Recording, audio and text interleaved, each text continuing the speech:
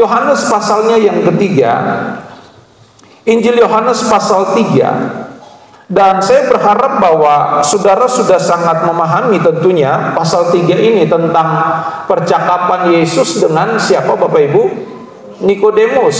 Dan saudara tentu sudah sangat tahu inti atau kunci dari pembahasan Yesus dengan Nikodemus. Tapi dari sini pula lah percakapan Yesus dan Nikodemus ini saya melihat satu hal yang mendasar. Esensi kekristenan itu ada di dalam percakapan Yesus dengan Nikodemus. Ada hal yang menarik, sebab dari percakapan Nikodemus dan Yesus ini kita akan melihat satu hal yang mana kita akan mampu menjalankan kekristenan kita setia sampai akhir hidup kita. Dan dari percakapan Yesus dan Nikodemus ini ada satu hal yang besar Bapak Ibu, yang saya boleh nanti akan bagikan dari minggu ke minggu.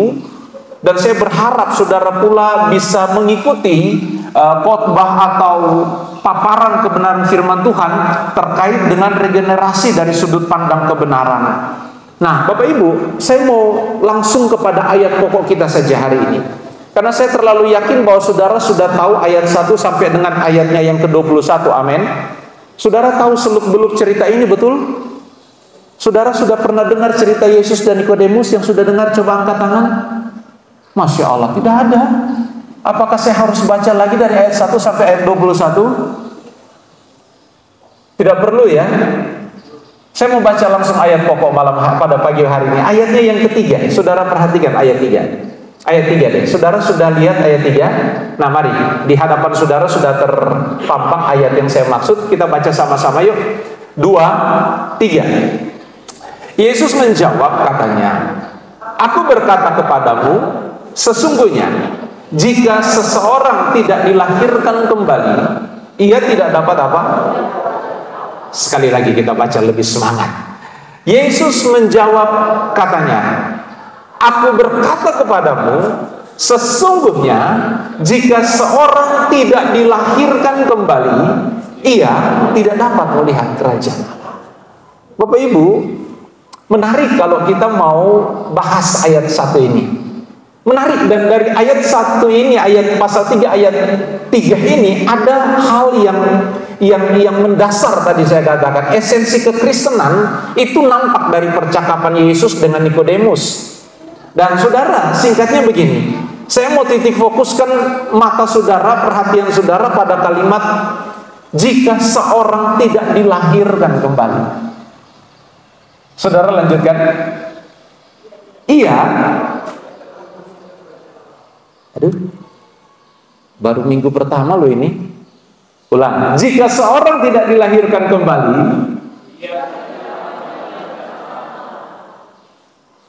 siapa yang mau masuk surga?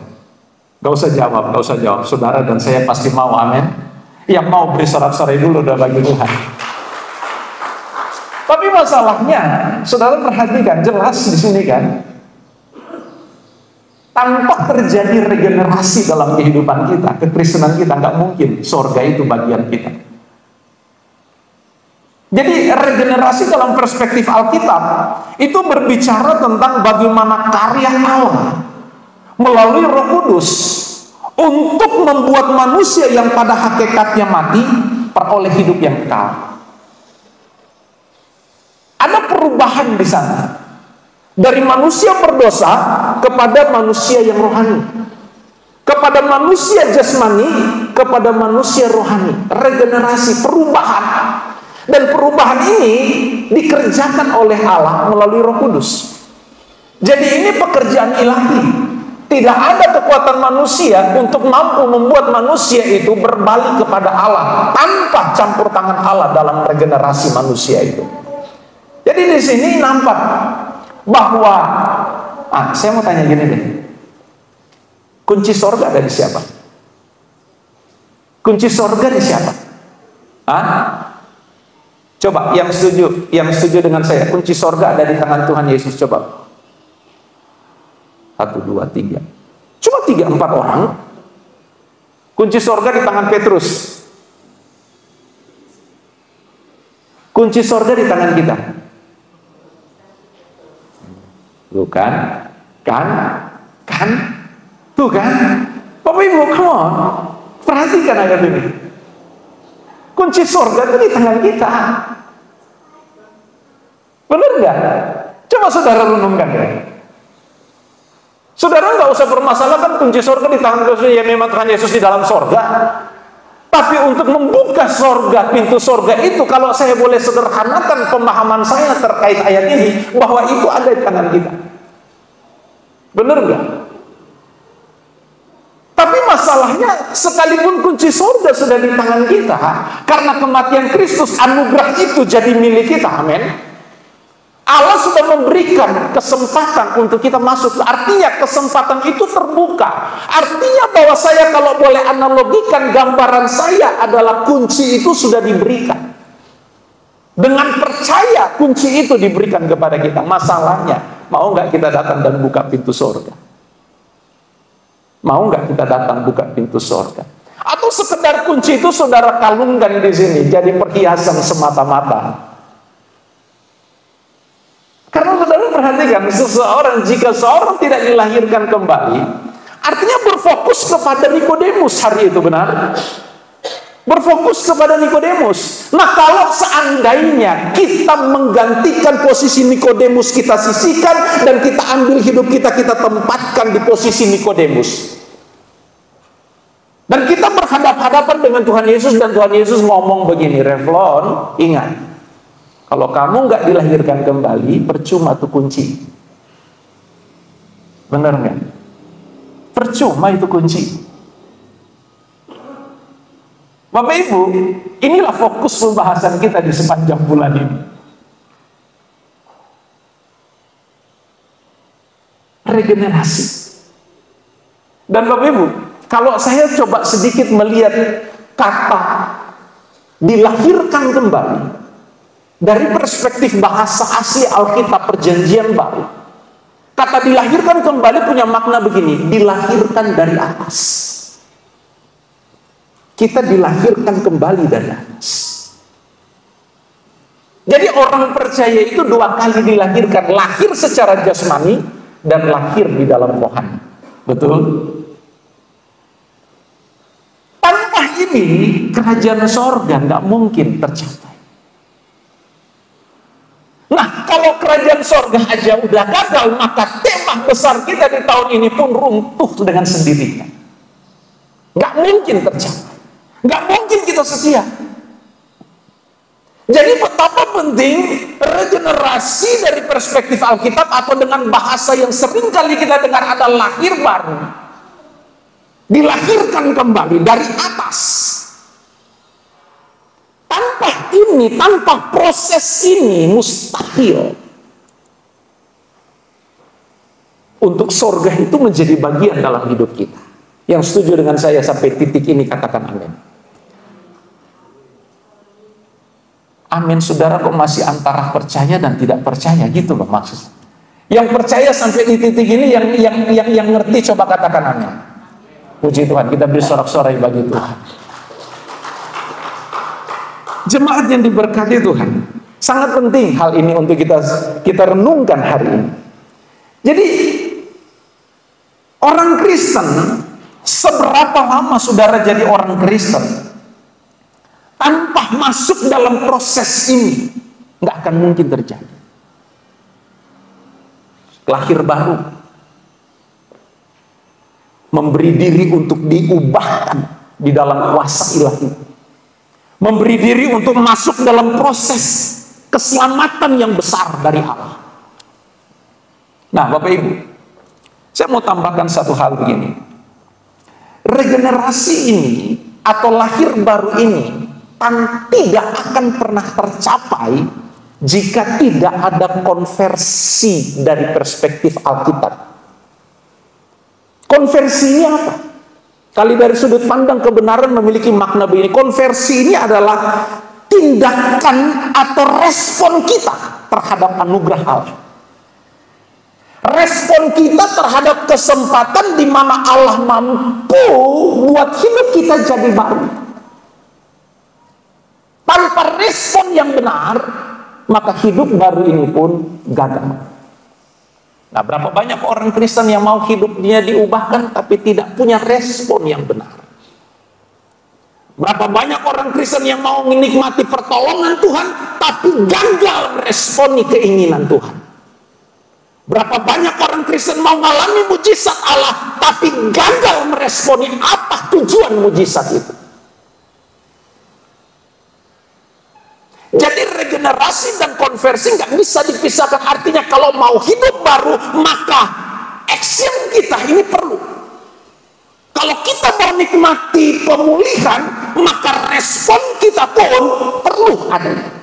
Nggak bisa kita statis dalam kekristenan kita. Nggak bisa kita hanya berpangku tangan dan berdiam diri tanpa meresponi karya Allah yang benar seperti yang Allah inginkan kita tindaki dalam kekristenan kita.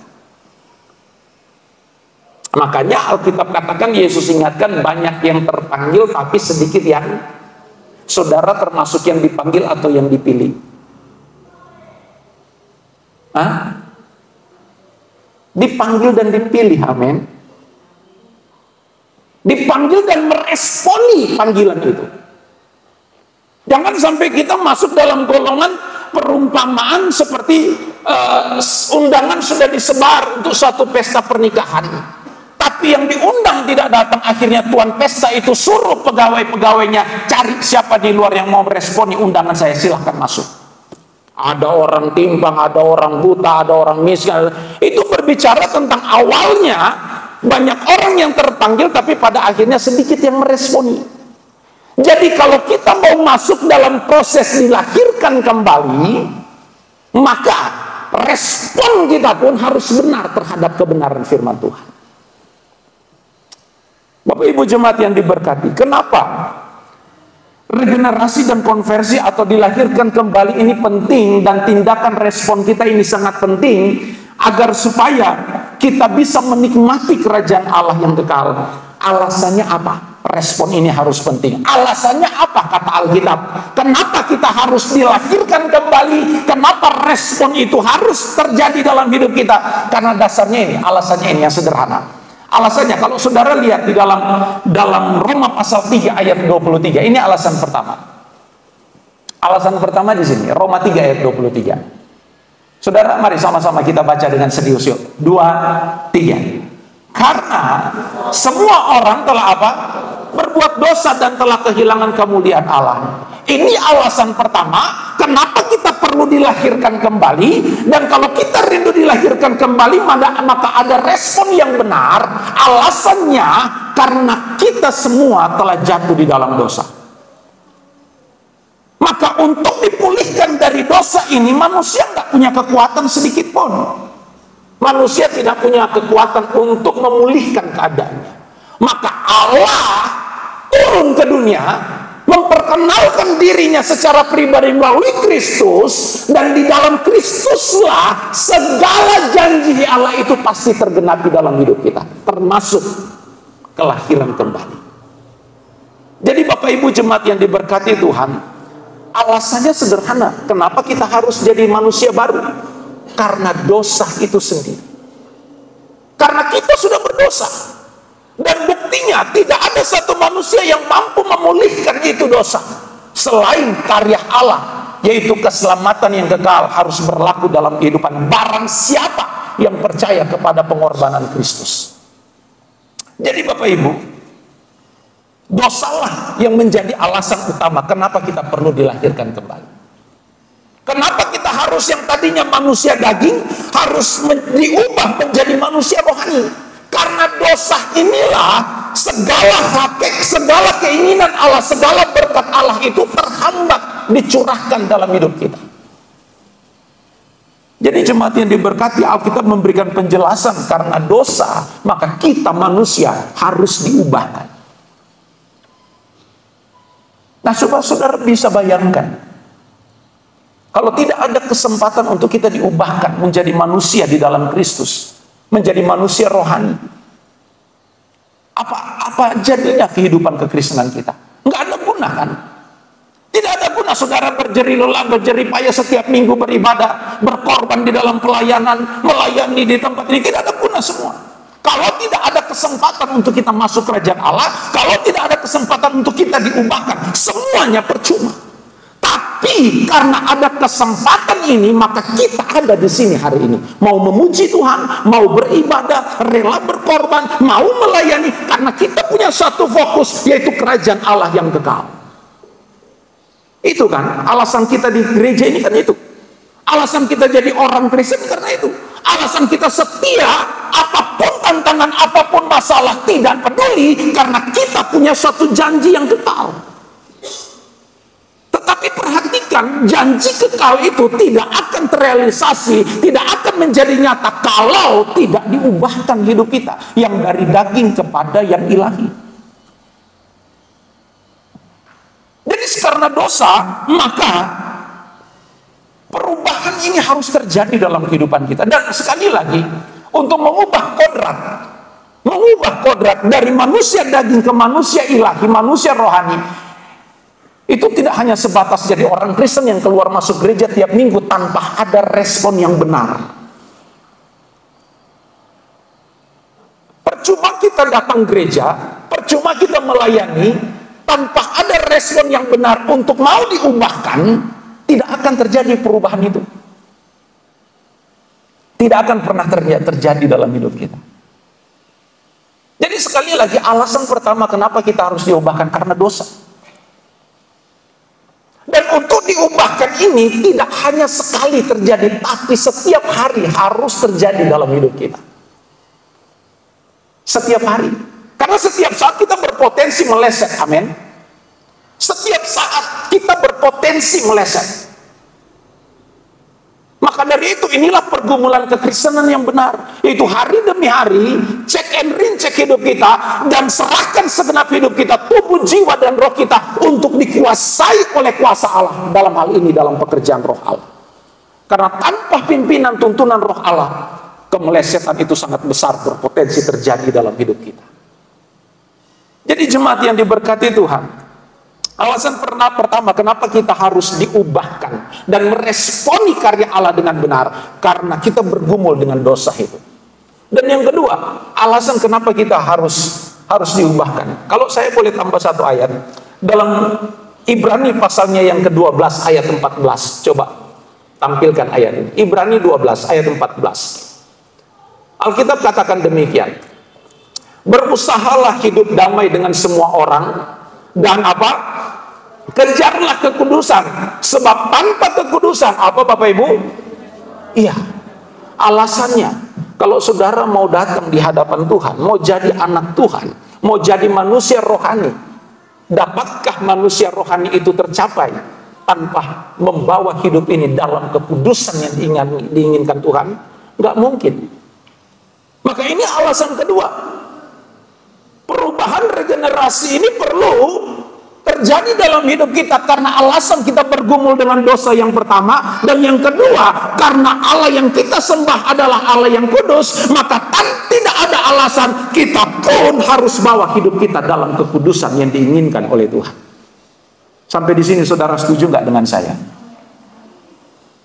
Sekalipun saudara ngomong amin berat, tapi nggak ada opsi lain, Bapak Ibu ingat, tidak ada opsi lain. Kalau mau hidup baru, kalau mau diubahkan, maka kita harus punya pemahaman, dan pemahaman ini semestinya tidak bisa berubah dan tidak bisa ditawar-tawar, yaitu hidup kita pun harus kudus adanya. Kada kudus artinya kita dipisahkan dari hal-hal yang tidak berkenan, masuk kepada hal-hal yang berkenan di hadapan Tuhan. Dan sekali lagi, kekudusan tidak akan tercapai dalam hidup kita kalau kita hanya jadi orang Kristen yang Senin Kamis datang di hadapan Tuhan. Kekudusan tidak akan mungkin tercapai jika kita tidak punya respon yang sungguh-sungguh terhadap proyek keselamatan Allah dalam hidup kita. Tidak akan. Jangankan jemaat, kami hamba Tuhan pun, jika tidak sungguh-sungguh, kekudusan itu tidak akan bisa tercapai dalam hidup kita. Jadi ini alasan yang kedua, Bapak Ibu. Alasan yang kedua, karena sifat kekudusan Allah lah, maka kita sebagai pengikut Kristus pun harus hidup dalam kekudusan. Dan sekali lagi, kalau kita bicara kekudusan, itu bukan suatu hal yang mudah untuk kita persoalkan. Kalau kita mau jujur, ini persoalan yang serius dalam hidup kita. Kalau kita mau jujur, ini satu perjuangan yang tidak main-main semestinya. Maka dari itu, untuk mencapai setia sampai akhir, ini harus diperjuangkan hari demi hari, Bapak Ibu. Berjuang untuk setia sampai akhir dalam Kristus. Ini harus jadi orang Kristen yang benar-benar militan melakukan kebenaran firman Tuhan. Karena kalau kita bicara tadi, topik kita hari ini tentang regenerasi, diubahkan jadi hidup yang baru, berarti ini kita harus kembali kepada akar kekristenan, kepada maksud Allah pada mulanya ketika Allah menciptakan manusia, yaitu manusia diciptakan segambar dan serupa seturut dengan Allah itu sendiri. Maka sebelum kejatuhan manusia di dalam dosa, maka manusia itu harus kembali kepada hakikat yang Allah inginkan, atau manusia itu pada mula diciptakan. Jadi Bapak Ibu, sifat kekudusan Allah lah, sehingga kita harus diubahkan. Karena kita akan berhadapan dengan Allah yang kudus setiap saat. Kita akan berhadapan dengan Allah yang kudus setiap waktu. Nah, Alkitab katakan tanpa kekudusan. Ini kan poinnya di sini. Tanpa kekudusan, kita nggak akan bisa melihat kemuliaan Tuhan. Nah, yang dimaksud tanpa kekudusan di sini berfokus kepada manusia itu harus kudus. Maka itu ayat 14 ini ada kalimat pertama dikatakan berusahalah. Jadi memang kita dibutuhkan, di sini dibutuhkan respon yang benar. Respon yang benar terhadap apa yang diinginkan Allah, agar supaya hidup kita menjadi hidup yang diinginkan oleh Tuhan. Dalam terjemahan Perjanjian Baru ada dua kata hidup dalam teks asli. Yang pertama zoe. Yang pertama bios dan yang kedua zoe. Bios itu hidup yang kita hidupi, hidup yang biasa ini, yang pada umumnya orang hidup itu bios. Tapi zoe sudah menyangkut bagaimana hidup keberkenanan kita di hadapan Tuhan. Makanya dari kata bios muncullah bioskop, hidup yang semu, hidup yang palsu. Zoe menyangkut hidup yang berkenan di hadapan Tuhan, hidup yang diinginkan oleh Tuhan, hidup yang punya kualitas di hadapan Tuhan. Jadi Bapak Ibu jemaat diberkati, alasan yang kedua karena sifat kekudusan Allah lah, maka dari itu kita harus jadi orang Kristen yang benar-benar Kristen di dalam Tuhan, bukan Kristen KTP. Siapa yang sudah dibaptis di sini? Terlalu banyak kalau saya tanya siapa yang belum dibaptis, begitu kan? Siapa yang belum dibaptis? Siapa? Presi belum tuh. Siapa lagi? Nona dokter belum dibaptis, berdoa supaya ambil waktu dibaptis. Karena kita mau masuk pada perubahan hidup yang diinginkan oleh Allah. Maka dari itu saudara perhatikan, Nikodemus bercakap-cakap dengan Yesus tanpa dilahirkan dari air dan roh, maka proses kelahiran baru itu tidak akan tercapai dalam hidup kita. Artinya bahwa ketika kita mengambil sikap dalam baptisan air, kita sudah komit untuk meninggalkan segala hidup berlama kita, dan kita berkomitmen untuk masuk dalam hidup dalam rencana Allah yang besar dalam hidup kita. Nah, sayang orang Kristen ini tidak menganggap bahwa baptisan air ini suatu tahap yang penting. Jangan saudara tanya kenapa ada dua baptisan, nanti kalau bimbingan baru saya jelaskan. Hari ini kita berfokus kepada kebenaran firman Tuhan. Siapa yang mau diubahkan hari ini? Siapa yang mau dari manusia daging menjadi manusia roh? Cuma Om Mimi yang di bawah nggak ada. Kita beri sorak-sorai dia bagi Tuhan. Bapak Ibu, sampai titik ini saudara tangkap nggak apa yang saya ngomong? Saudara tangkap nggak apa yang saya ngomong? Kalau nggak, kita bubar yuk. Jadi Bapak Ibu jemaat yang diberkati, itu alasan yang kedua. Saya cepat ya Bapak Ibu ya. Yang ketiga, kenapa kita harus diubahkan? Yang ketiga, kalau saya boleh tambahkan satu ayat begini. Roma pasal 10 ayat 9 dan ayat 10. Coba cepat, ayat 9, ayat Roma 10 ayat 9 dan ayat 10. Roma 10 ayat 9. Sebab jika kamu mengaku dengan mulutmu bahwa Yesus adalah Tuhan dan percaya dalam hatimu bahwa Allah telah membangkitkan dia dari antara orang mati, maka kamu akan diselamatkan. Tambah satu ayat. Karena dengan hati orang percaya dan dibenarkan, dan dengan mulut orang mengaku dan siapa yang setiap hari percaya dan mengaku bahwa Yesus Kristus adalah Tuhan dan Juru Selamat? Setiap kita, jangan bohong kita. Mungkin setiap kita percaya dan mengaku dengan mulut bahwa Yesus Kristus adalah Tuhan dan Juru Selamat. Tapi saudara tahu nggak konsekuensi pengakuan saudara? Kalau kita berani ngomong Yesus adalah Tuhanku dan Juru Selamatku, maka konsekuensi dari pengakuan kita adalah kita hidup di dalam itu. Itu konsekuensinya. Dan dari sini sadar atau tidak, bahwa ketika kita melanggar konsekuensi itu, kita tidak memenuhi konsekuensi itu. Salahkah jika saya berkata begini, kita berdosa di hadapan Tuhan? Tidak salah kan? Karena kita melanggar konsekuensi. Maka sekali lagi saya katakan, renungkan kekristenan kita sampai detik ini. Renungkan kualitas Kristen kita sampai hari ini. Apakah Kristen kita sudah menjadi Kristen yang ideal di hadapan Allah atau belum?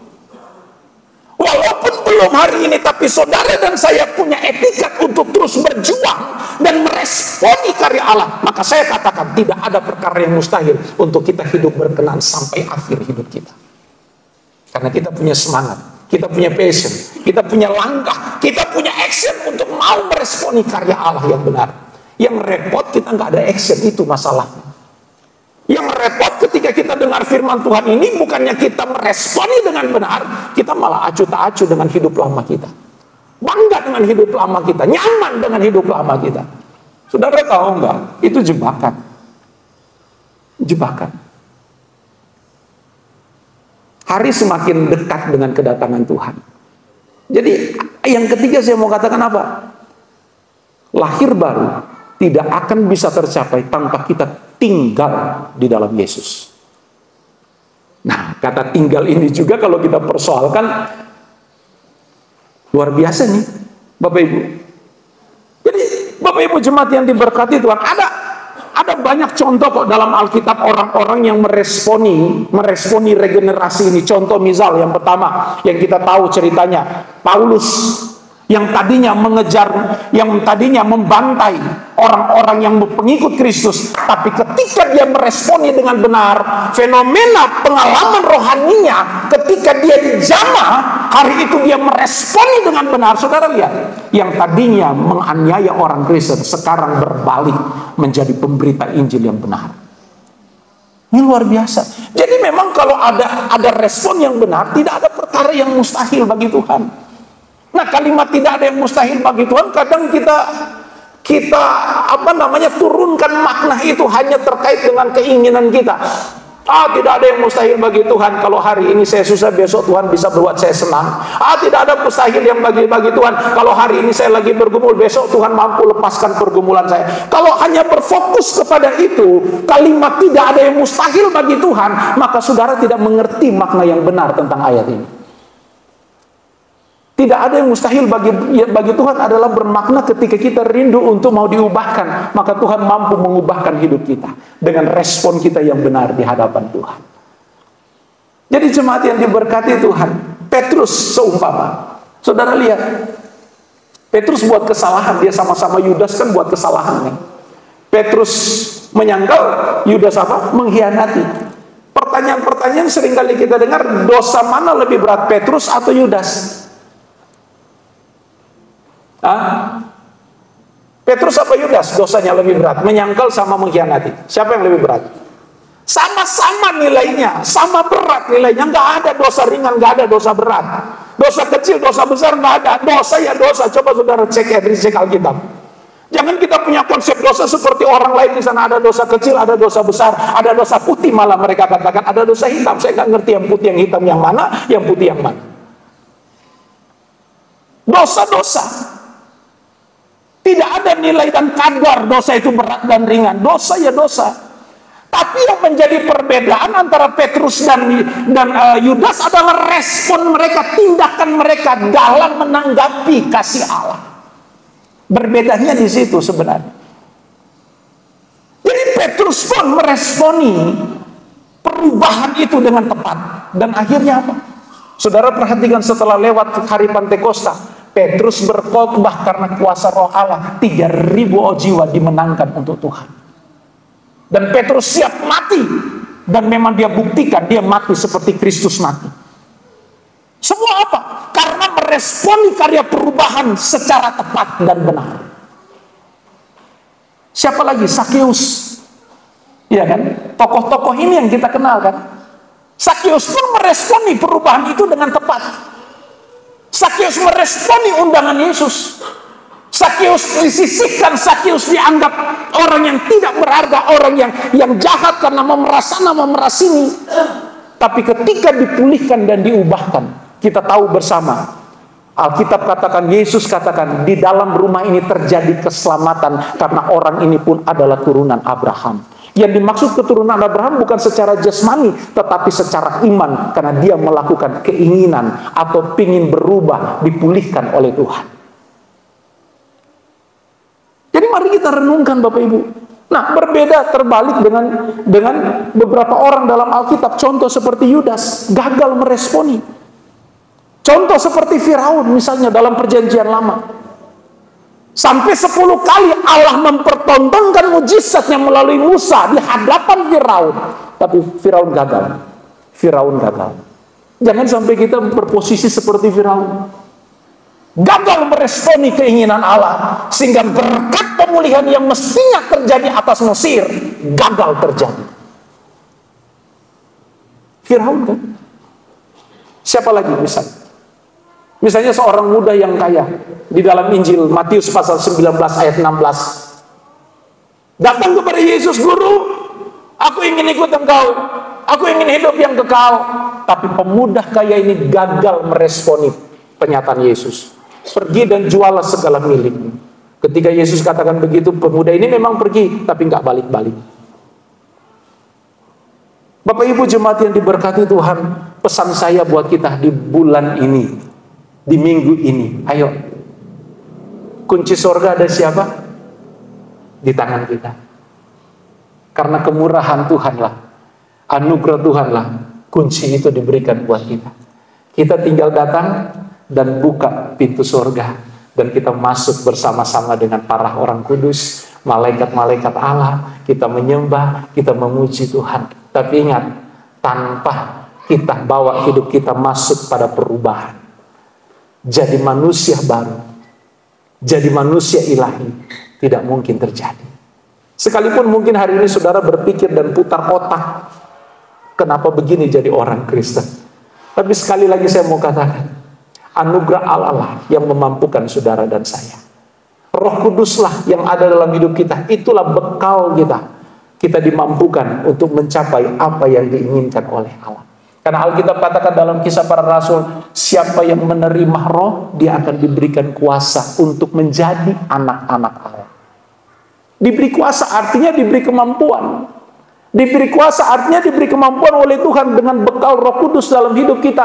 Dan dengan Roh Kudus ini kita meresponi segala karya Allah dengan benar. Maka untuk menjadi manusia baru bukan satu hal yang mustahil.